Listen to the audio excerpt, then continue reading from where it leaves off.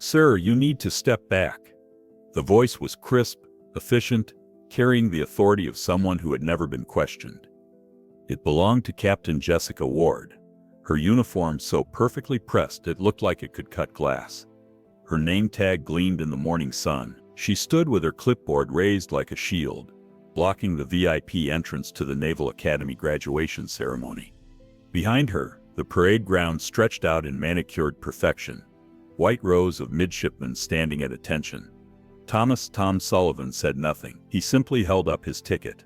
The paper creased from his 9-hour drive. He was 82 years old, his frame lean and weathered like driftwood. His back was slightly bent, but his eyes, pale blue as a winter dawn, were clear and steady. "That's general admission," a second voice added. This one belonged to Master Chief Petty Officer Rodriguez, who stood beside Captain Ward with the solid presence of a man who enjoyed enforcing rules. "General admission is Section K. You're in the wrong area, sir." Tom's gaze didn't waver. He looked past them toward the ceremony field, where thousands of white uniforms formed perfect geometric patterns. Somewhere in that sea of dress whites was his grandson, David. "Third company, second row." "My eyes aren't what they used to be," Tom said quietly, his voice carrying the soft accent of coastal Maine.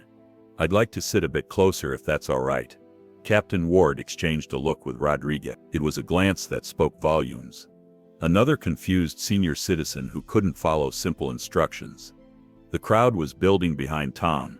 Families in their Sunday best, their faces bright with pride, flowed around the small obstruction like water around a stone. Their excited chatter created a stark contrast to the tightening knot of tension at the gate. "Sir, the rules are quite clear," Ward said, her tone shifting from authoritative to condescending, the way one might speak to a child. "VIP seating is for flag officers, distinguished guests and Medal of Honor recipients only. Now if you'll just move along to your assigned section." "I drove through the night to be here," Tom interrupted gently, not defiant, just firm. "My grandson's graduated, first in his family to make it through the academy." Rodriguez stepped forward, his bulk intentionally imposing. "That's wonderful, Pops. Really. But rules are rules. You can see him just fine from Section K. Now either walk over there yourself, or I'll escort you." The threat hung in the air, ugly and unmistakable. Tom looked from the Master Chief's stony face to the captain's impatient glare. He saw in their eyes a complete lack of understanding. They saw a frail, stubborn old man, perhaps a little deaf, a little confused. They didn't see the man who had held his position on a frozen Korean hillside while his brothers fell around him. They didn't see the weight he still carried, the names he still remembered in the darkest hours before dawn. They saw an obstacle, not a foundation. He adjusted the simple navy blue windbreaker he wore. It was old, comfortable, bought at a thrift store years ago. Beneath it, hidden from view, was another story entirely. "Please," Tom said one more time, "just let me through." Ward's patience. "Master Chief, remove this gentleman from the VIP area. He's creating a disturbance." The graduation gate. 10-part script. 35,000 words. Part 1, the barrier. 500 words. "Sir, you need to step back." The voice was crisp, efficient, carrying the authority of someone who had never been questioned. It belonged to Captain Jessica Ward, her uniform so perfectly pressed it looked like it could cut glass. Her name tag gleamed in the morning sun. She stood with her clipboard raised like a shield, blocking the VIP entrance to the Naval Academy graduation ceremony. Behind her, the parade ground stretched out in manicured perfection, white rows of midshipmen standing at attention. Tom Sullivan said nothing. He simply held up his ticket. The paper creased from his 9-hour drive. He was 82 years old, his frame lean and weathered like driftwood. His back was slightly bent, but his eyes, pale blue as a winter dawn, were clear and steady. "That's general admission," a second voice added. This one belonged to Master Chief Petty Officer Rodriguez, who stood beside Captain Ward with the solid presence of a man who enjoyed enforcing rules. "General admission is Section K. You're in the wrong area, sir." Tom's gaze didn't waver. He looked past them toward the ceremony field, where thousands of white uniforms formed perfect geometric patterns. Somewhere in that sea of dress whites was his grandson, David. "Third company, second row." "My eyes aren't what they used to be," Tom said quietly, his voice carrying the soft accent of coastal Maine. "I'd like to sit a bit closer if that's all right." Captain Ward exchanged a look with Rodriguez. It was a glance that spoke volumes. Another confused senior citizen who couldn't follow simple instructions. The crowd was building behind Tom, families in their Sunday best, their faces bright with pride, flowed around the small obstruction like water around a stone. Their excited chatter created a stark contrast to the tightening knot of tension at the gate. "Sir, the rules are quite clear," Ward said, her tone shifting from authoritative to condescending, the way one might speak to a child. "VIP seating is for flag officers, distinguished guests and Medal of Honor recipients only. Now if you'll just move along to your assigned section. I drove through the night to be here," Tom interrupted gently, not defiant, just firm. "My grandson's graduate, first in his family to make it through the academy." Rodriguez stepped forward, his bulk intentionally imposing. "That's wonderful, Pops. Really, but rules are rules. You can see him just fine from Section K. Now either walk over there yourself, or I'll escort you." The threat hung in the air, ugly and unmistakable.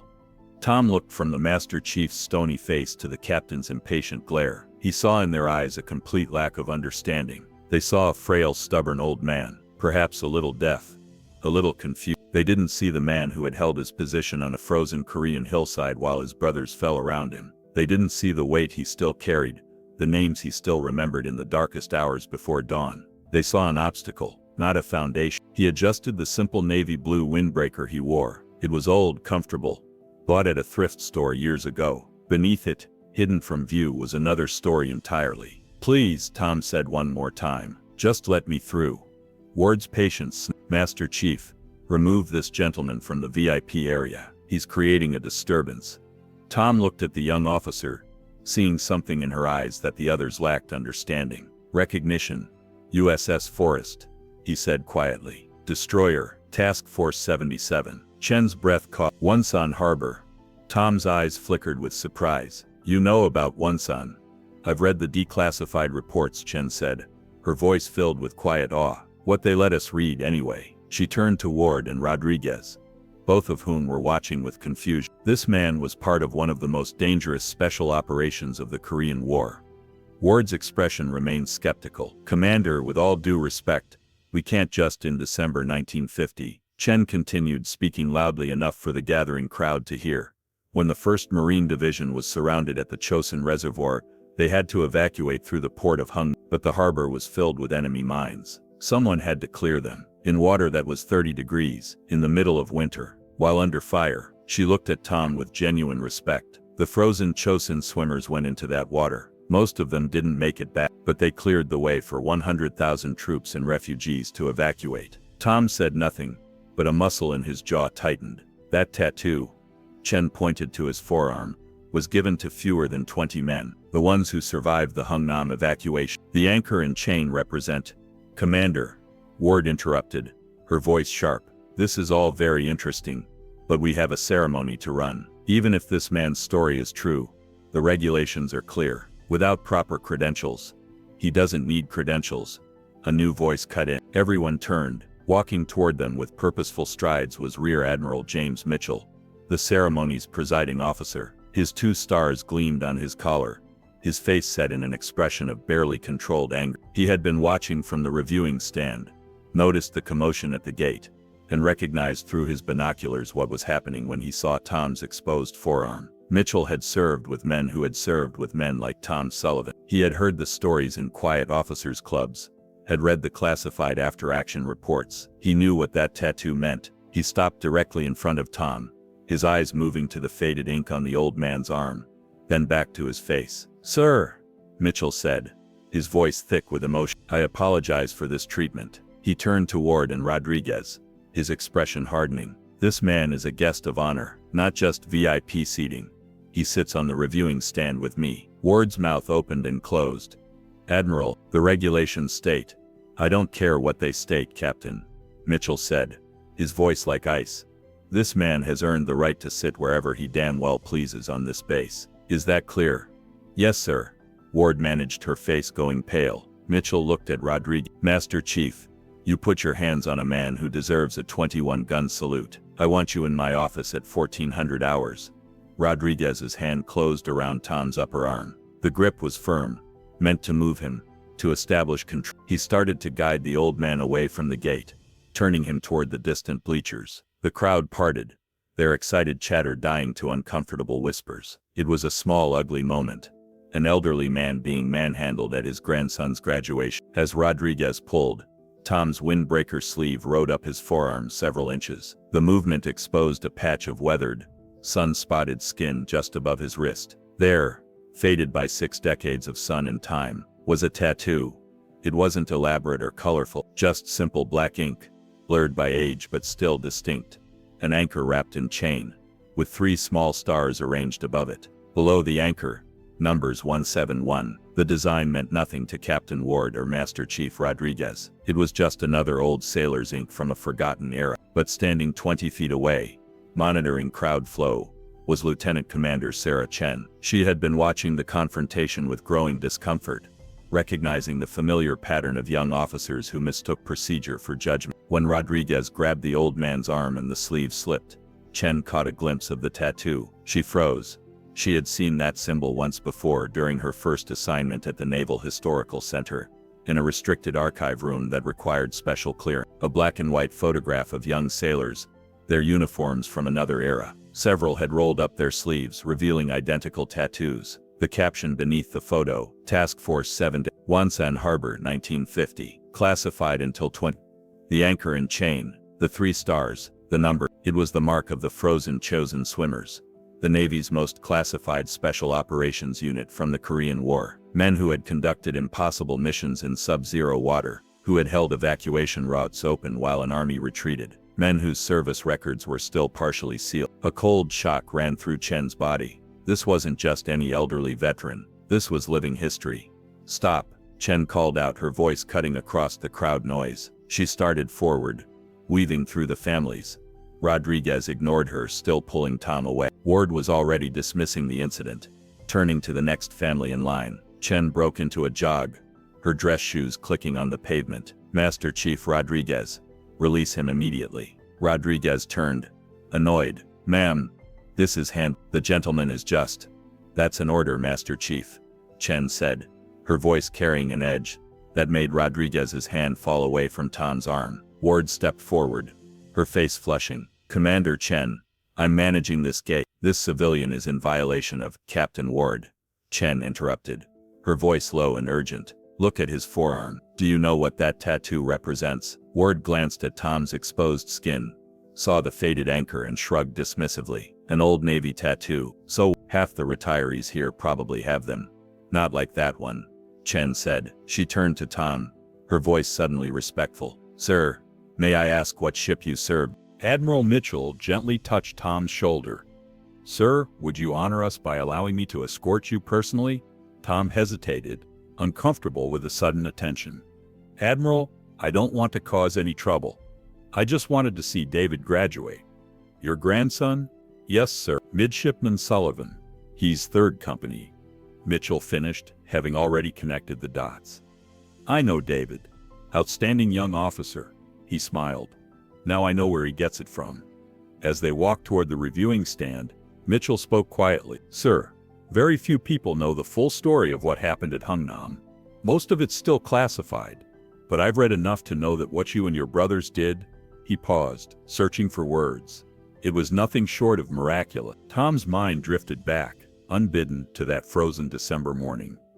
The water so cold it felt like knives, the sound of shells exploding on the docks, the weight of the mines they'd been disarming, knowing that one mistake would kill them all. He remembered Bobby Chen, the youngest of their group. Only 19, Bobby had gone under to disarm a mine and never surfaced. They'd searched for an hour before the tide and enemy fire forced them to give up. He remembered the way his hands had turned blue, then white, then stopped having any feeling at all. The medics said he'd come within an hour of losing both arms to frostbite. He remembered standing on the dock, wrapped in blankets, watching the ships load. Thousands of Marines who had fought their way out of hell. Korean refugees fleeing the advancing Chinese. Women, children. All of them alive because 20 men had gone into that freezing water. 17 had come back out. "The memorial," Tom said suddenly, his voice distant. "Is it still there? The one they put up in '53? Mitchell nodded. "Yes, sir. In the cemetery." Section 6. I'd like to visit it. After the ceremony, if that's all right. I'll take you there myself, Mitchell said. They reached the reviewing stand, where the Academy's superintendent and several other flag officers were seated. Mitchell quietly explained who Tom was, and within moments the entire front row had rearranged itself to make room for him in the seat of honor. As Tom sat down, he caught sight of someone in the crowd below, Master Chief Rodriguez, standing at attention, his face a mask of shame and regret. Tom caught his eye and gave a slight nod.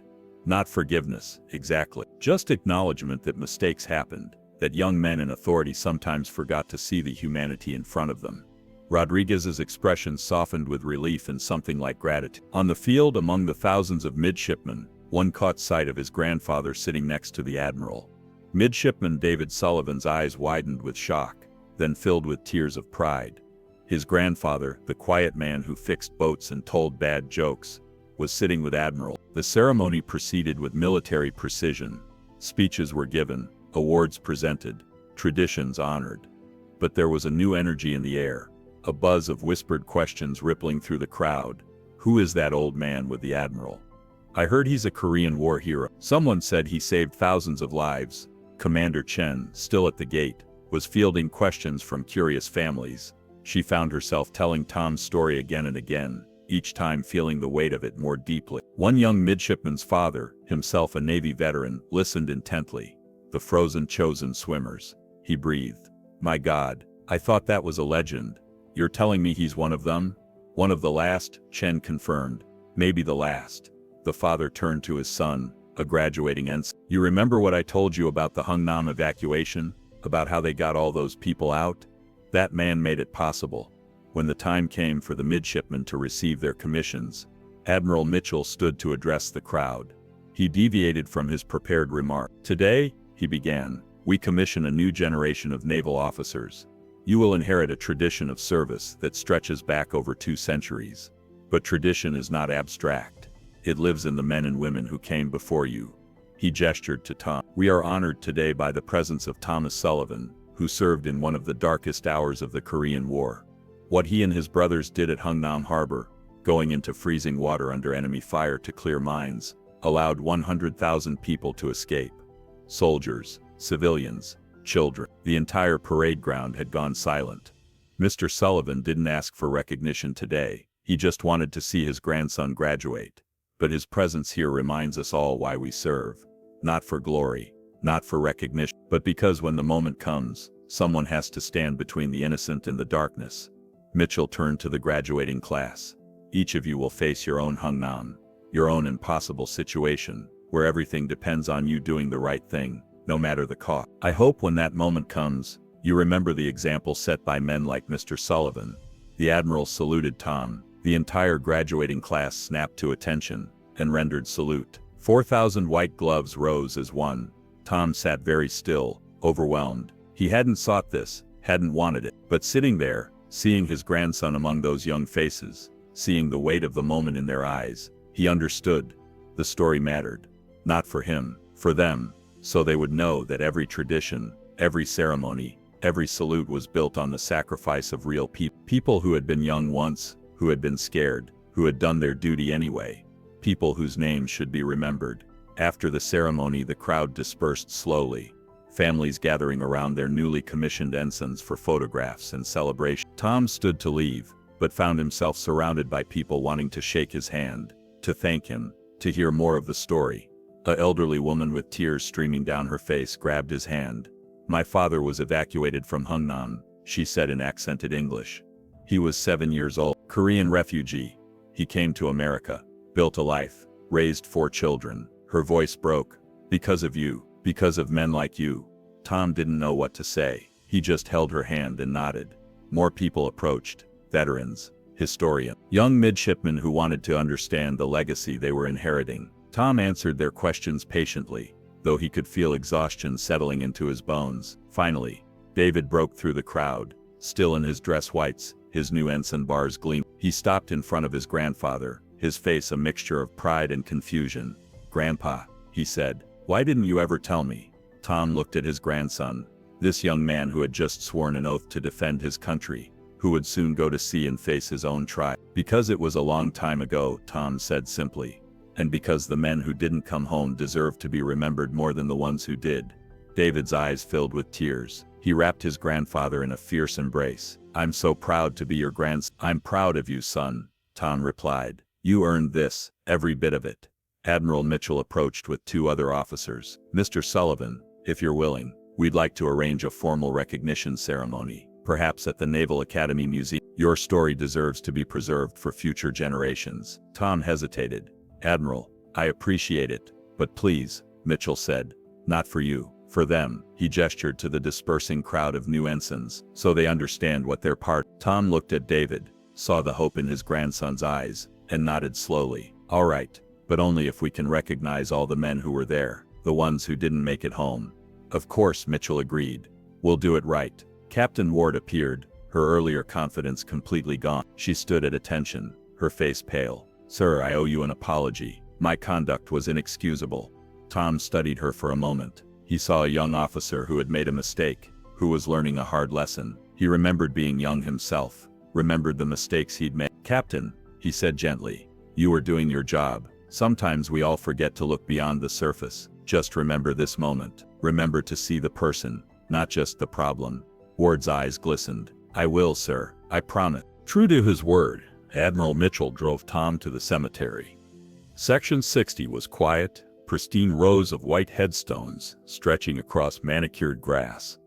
The memorial was simple, a black granite wall with names etched in gold. Above the names, the same symbol from Tom's tattoo, the anchor, chain, and stars. Task Force 77 4.4, Hungnam Harbor, December 1950. They held the line so others could live. Tom stood before the wall, reading names he hadn't seen in 60 years. Bobby Chen, Mike Red Patterson, James O'Connor. Each name brought back a face, a voice, a memory.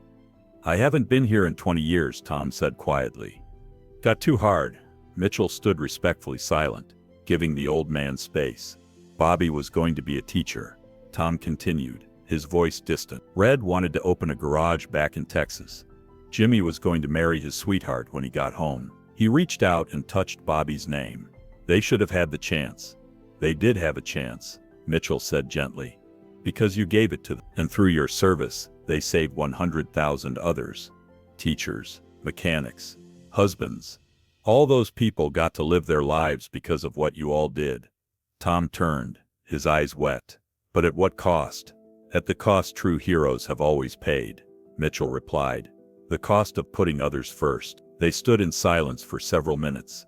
Finally, Tom straightened his shoulders, a ghost of his younger military bearing returning. "David's going to be a good officer," he said, changing the subject. "The best kind," Mitchell agreed, "because he's been raised by someone who understands what service really means." As they walked back to the car, Tom paused. "Admiral, about Captain Ward and Master Chief Rodriguez. They're facing formal reprimand," Mitchell said. "Their conduct was—" "Please don't," Tom interrupted. "They made a mistake. But punishment isn't always the answer. Maybe instead you could have them help with the recognition ceremony. Let them learn from this instead of being destroyed by it." Mitchell studied the old man. "You're remarkably forgiving." "I'm old enough to know that good people sometimes do the wrong thing," Tom replied. "What matters is what they do after." Mitchell nodded slowly. "All right, I'll arrange it. They'll help coordinate the ceremony. Work with the Historical Society, interview other Korean War veterans. Turn this into something constructive." "Thank you," Tom said. As they drove back to the academy, Mitchell asked, "Can I ask you something personal, sir?" "Of course. How did you do it? Go into that water, knowing the odds?" Tom was quiet for a long moment. "Because someone had to, and because the alternative, letting all those people die, was unthinkable. You don't think about being brave in the moment. You just think about what needs to be done." 2 months later, the Naval Academy hosted a special ceremony in its museum. The room was filled with midshipmen, faculty, and local veterans. A new exhibit was being unveiled, the Frozen Chosin, Korea's unknown heroes. Tom sat in the front row with David beside him. Behind them, he was surprised to see Captain Ward and Master Chief Rodriguez, both in dress uniform. Admiral Mitchell opened the ceremony. Today we honor a mission that has been largely forgotten by history. But the 100,000 people who were evacuated from Hungnam Harbor in December 19. The exhibit was comprehensive. Photographs, declassified documents, personal artifacts. At its center was a video interview with Tom, recorded over several sessions. As the video played, Tom watched his younger self appear on screen.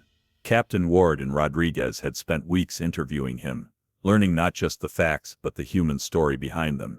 On screen, Tom talked about the cold, the fear, the brothers he'd lost, but he also talked about the why, about the refugee families huddled on the docks, about the wounded Marines who needed evacuation, about the responsibility that comes with the uniform.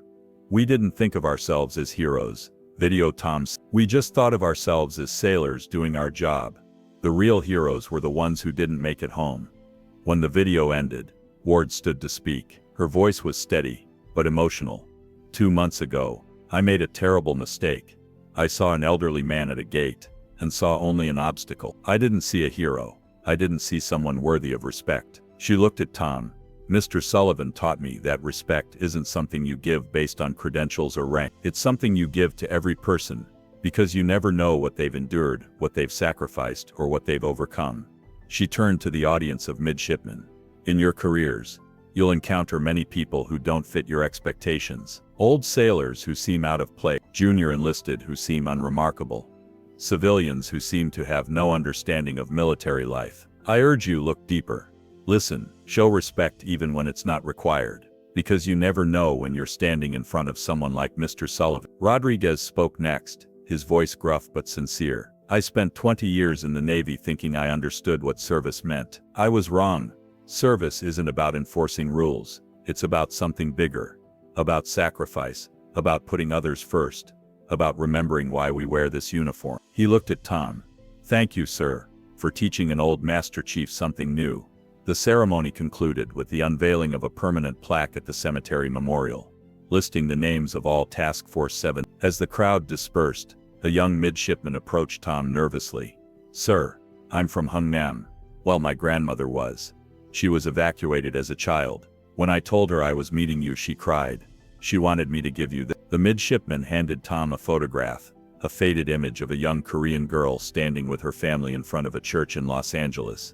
Dated 9. On the back, written in careful English, we lived.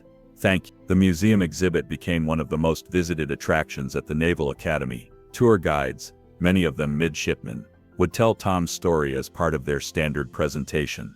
Tom himself became an occasional guest lecturer, though he insisted he wasn't there to glorify war or heroism. He was there to teach something more fundamental.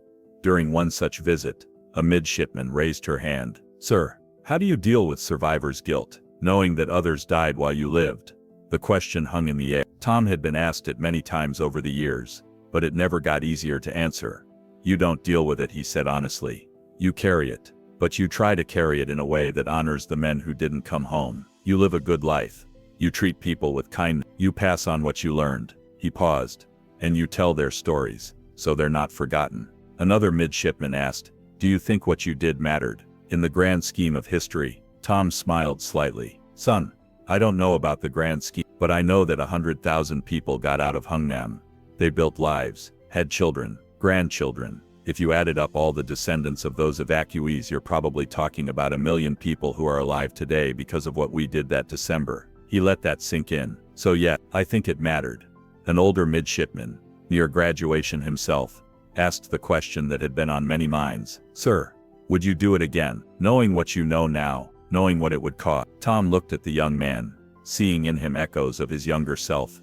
Idealistic, uncertain, about to face a world more complicated than any classroom could prepare him for. In a heartbeat, Tom said without hesitation, because the alternative was unthinkable. That's what you need to understand about service. It's not about heroism or glory. It's about being willing to do what needs to be done, even when it's hard, even when it costs everything. He stood, his old frame straightening with remembered discipline. Each of you will face your hunger, maybe not in war, maybe in a courtroom, or a hospital, or a burning building, or just in daily life. The moment when someone needs you to stand between them and disaster. In that moment, you won't think about medals or recognition. You'll just think someone has to do this. Someone has to stay. His voice grew stronger. I hope, When that moment comes for you, you remember Bobby Chen, and Red Patterson, and all the others who stood when it mattered. And I hope you stand too. The room was absolutely silent. Then, as one, the midshipman rose and saluted. Tom returned the salute, his eyes sweeping across these young faces, the next generation of defenders, the inheritors of a tradition paid for in frozen water and impossible courage. 5 years after that graduation day, Tom Sullivan passed away quietly in his sleep at the age of. The funeral was held at the Naval Academy chapel, and it was standing room only. Admiral Mitchell, now retired himself, delivered the eulogy. Tom Sullivan never wanted to be remembered as a hero, he began. He wanted to be remembered as a sailor who did his duty. But in doing that duty, he became something far greater, a bridge between generations, a teacher, a living reminder of what service truly means. David Sullivan, now a lieutenant commander, stood at attention among the pallbearers. His dress whites were crisp, his bearing strong. He carried his grandfather's legacy not just in name, but in the way he led, the way he treated his sailors, the way he understood that respect was earned through character, not rank. Captain Ward, promoted since that fateful day, sat in the congregation with tears streaming down her face. She had become an advocate for veteran recognition programs, ensuring that stories like Tom's were preserved and honored. The shame of that morning had transformed into a lifelong mission of service and humility. Master Chief Rodriguez, about to retire himself, sat beside her. He now taught a course at the academy about military leadership, using that morning at the gate as a cautionary tale about the danger of assumptions and the importance of seeing the humanity in every person. The cemetery was just a short walk from the chapel. As they carried Tom's casket to its final resting place, they passed the memorial to Task Force 7. A new addition had been made, a bench facing the wall of names, with a plaque reading "Rest here and remember." They stood so others could live. They buried Tom with full military honors. 21 guns, taps played across the water, a flag folded with precision and presented to David, who accepted it with hands that trembled despite his years of training. As the crowd dispersed, David stood alone by the grave, the folded flag in his arm. He looked at the headstone, simple and dignified. Thomas J. Sullivan, U.S. Navy, 1948-1953, Task Force 77 Fort. Beloved grandfather. Beside his grandfather's grave, separated by just a few feet, were the graves of Bobby Chen, Red Patterson, and the other. Finally, after all these years, the brothers were together again. David saluted one final time, then placed a single item on his grandfather's headstone, a photograph of himself in uniform, shaking hands with the Admiral at graduation. On the back he had written, "Because of you I knew what to stand for." That evening, at the Academy, a new plaque was unveiled in Memorial Hall. It bore the anchor, chain and stars symbol, and beneath it a quote from Tom Sullivan's last lecture: "Heroes aren't born in the moment of action. They're built in a lifetime of small choices. To be kind, to be brave, to be honest, to stand for something larger than themselves. Every day, you choose what kind of person you'll be." Choose. The story of Thomas Sullivan and the Frozen Chosin swimmers would be told for generations at the Naval Academy. But more than a story, it became a standard, a reminder that true honor isn't about glory or recognition, but about service, sacrifice, and the quiet courage to do what must be done.